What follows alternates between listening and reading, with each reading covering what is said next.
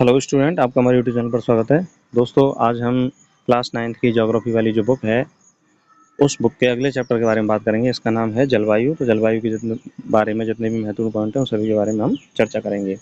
सबसे पहला पॉइंट है, मौसम तथा जलवायु के तत्व कौन-कौन से होते हैं, कि वे कौन-कौन से कारक हैं जो मौसम और जलवायु को प्रभावित करते हैं। तापमान, वायुमंडलीय दाब, पवन, आर्द्रता, वर्षा ऐसे कारक हैं जो मौसम और जलवायु दोनों को प्रभावित करते हैं। मानसून शब्द की उत्पत्ति अरबी भाषा के मौसम शब्द से हुई है, जिसका अर्थ होता है मौसम। क्या अर्थ होता है? मौसम। तो अरबी भाषा का मौसम शब्द है, जिससे मानसून शब्द की उत्पत्ति हुई है, और इसका अर्थ क्या होता है? मौसम। मानसून का अर्थ एक वर्ष के दौरान वायु की दिशा में ऋतु के अनुसार परिवर्तन है। तो मानसून का अर्थ क्या होता है कि एक वर्ष के दौरान, यानी कि एक साल गिना जाएगा मानसून में, और वायु की दशा या दिशा में ऋतु के अनुसार क्या परिवर्तन होता है, उसे हम क्या बोलते हैं? मानसून कहते हैं। भारत की जलवायु को मानसूनी जलवायु कहा जाता है। इस प्रकार की जलवायु मुख्यतः दक्षिण तथा दक्षिण पूर्व एशिया में पाई जाती है। तो अगर पेपर में प्रश्न आए कि भारत की जलवायु कैसी है, तो भारत की जलवायु कैसी है? भारत की जलवायु है मानसूनी जलवायु। और ये मानसूनी जलवायु कहाँ मिलती है? दक्षिण पूर्वी जो एशिया है, उसमें मानसूनी जलवायु पाई जाती है। किसी भी क्षेत्र की जलवायु को नियंत्रित करने वाले 6 प्रमुख कारक होते हैं। कितने प्रमुख कारक होते हैं? 6। पहला है अक्षांश अक्षांश तुंगता, ऊंचाई, वायुदाब, पवन तंत्र, समुद्र से दूरी, महासागरीय धाराएं और उच्चावच जो होते हैं। इन 6 प्रमुख कारणों से जलवायु नियंत्रित होती है। कौन सा है? अक्षांशीय ऊंचाई, दूसरा है वायुदाब, तीसरा पवन तंत्र, चौथा समुद्र से दूरी, पांचवा महासागरीय धाराएं, और चौथा है उच्चावच। उच्चावच का मतलब ये होता है कि जैसे कहीं पर पठार है, कहीं पर पर्वत है, तो ये सभी भी मानसून को, जलवायु को क्या करते हैं? प्रभावित करते हैं। आगे हम बात करें, महासागरीय धाराएं समुद्र से तट की ओर चलने वाली हवाओं के साथ तटीय क्षेत्रों में जलवायु को प्रभावित करती हैं। उदाहरण के लिए, कोई भी तटीय क्षेत्र जहां गर्म या ठंडी जलधाराएं बहती हैं, वहां और वायु की दिशा समुद्र से तट की ओर हो, तो वह तट गर्म या ठंडा हो जाएगा। बिल्कुल सही बात है। तो महासागरीय धारा जो तट के किनारे वाला जो क्षेत्र है, वहाँ की जलवायु को क्या करती हैं? प्रभावित करती हैं। अगर ठंडी महासागरीय जलधारा है समुद्र से तट की ओर, तो वह तटीय जो क्षेत्रफल है या क्षेत्र है, वो कैसा हो जाएगा? ठंडा हो जाएगा। और गर्म जलधारा यदि बह रही है वहाँ पे, तो वह क्षेत्र कैसा रहेगा? गर्म रहेगा। देश का लगभग आधा भाग कर्कवृत्त के दक्षिण में स्थित है, जो उष्णकटिबंधीय क्षेत्र है। कर्कवृत्त के उत्तर में शेष भाग उपोष्णकटिबंध है। तो देखिए, हमारे आपने देखा होगा कि हमारा जो भारत का नक्शा है, उस भारत के नक्शे में कर्क रेखा भारत को लगभग 2 भागों में बांटती है। तो जो निचला भाग है वह कर्क रेखा के दक्षिण में है। तो यहाँ पर उष्णकटिबंधीय क्षेत्र होता है, क्योंकि तापमान और वर्षा ज़्यादा रहती है, और सूरज की किरणें भी सीधी पड़ती हैं। और जो कर्क रेखा के उत्तरी भाग जो है, वहाँ पर उपोष्ण कटिबंधीय क्षेत्र है, क्योंकि वहाँ पर धीरे धीरे जो सूरज की जो किरणें हैं, वो कैसी होती चली जाती हैं? तिरछी होती चली जाती हैं, और वहाँ पर तापमान व वर्षा की मात्रा में भी क्या आती है? कमी आती है। भारत के उत्तर में हिमालय पर्वत है। इसकी औसत ऊंचाई 6000 मीटर है। तो देखिए, इंपॉर्टेंट पूछा जा सकता है आपसे कि हिमालय पर्वत की औसत ऊंचाई कितनी है। हिमालय पर्वत की औसत ऊंचाई है 6000 मीटर। भारत का तटीय क्षेत्र भी विशाल है, जहां अधिकतम ऊंचाई लगभग 30 मीटर है।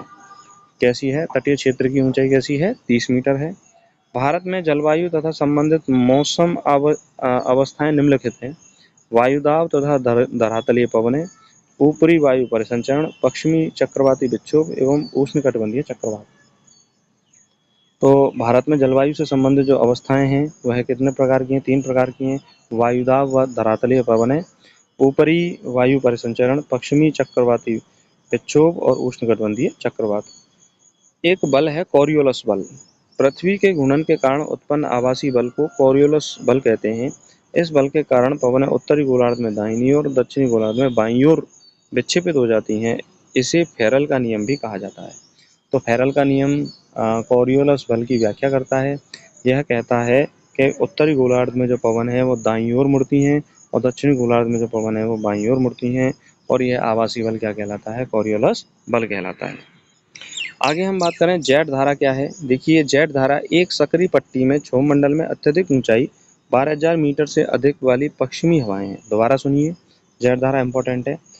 एक सक्रिय पट्टी में क्षोभ मंडल में अत्यधिक ऊंचाई 12,000 मीटर से अधिक वाली पश्चिमी हवाएं होती हैं। इनकी गति गर्मी में 110 किलोमीटर प्रति घंटा, सर्दी में 184 किलोमीटर प्रति घंटा होती है। बहुत सी अलग-अलग जेट धाराओं को पहचाना गया है, उनमें सबसे स्थिर मध्य अक्षांशीय और उपोष्ण कटिबंधीय जेट धाराएं हैं।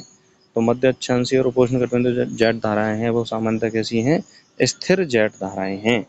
जेट धाराएं लगभग 270 से 27 डिग्री से 30 डिग्री उत्तरी अक्षांशों के बीच स्थित होती हैं। तो ये इंपॉर्टेंट है कि जेट धाराएं जो है वो कहाँ होती हैं?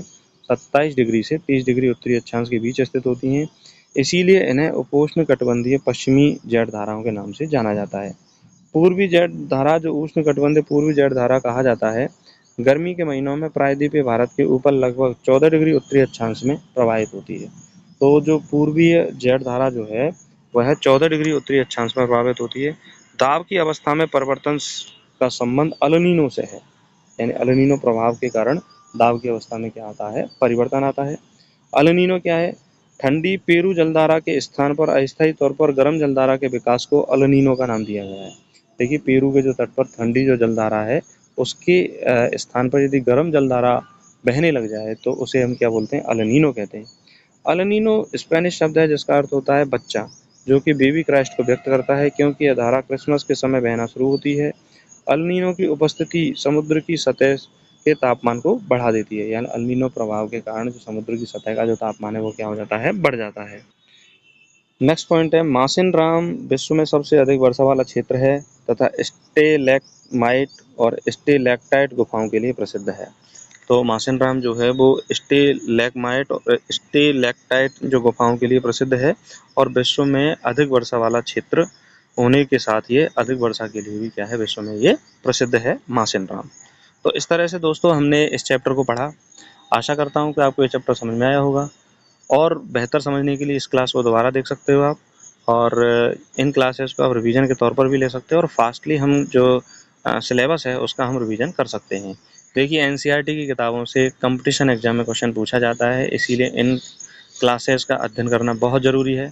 अभी हम शॉर्ट रूप में एनसीईआरटी की किताबों को पढ़ा रहे हैं और जब ये शॉर्ट रूप में फिनिश हो जाएंगी तो हम एक डिटेल में इन किताबों को पढ़ाएंगे। तो आशा करता हूँ कि आपको ये समझ में आया होगा और अगर ये क्लास आपको अच्छी लगी तो इस चैनल को ज़रूर सब्सक्राइब करें, अपने दोस्तों को शेयर करें। नमस्कार, धन्यवाद।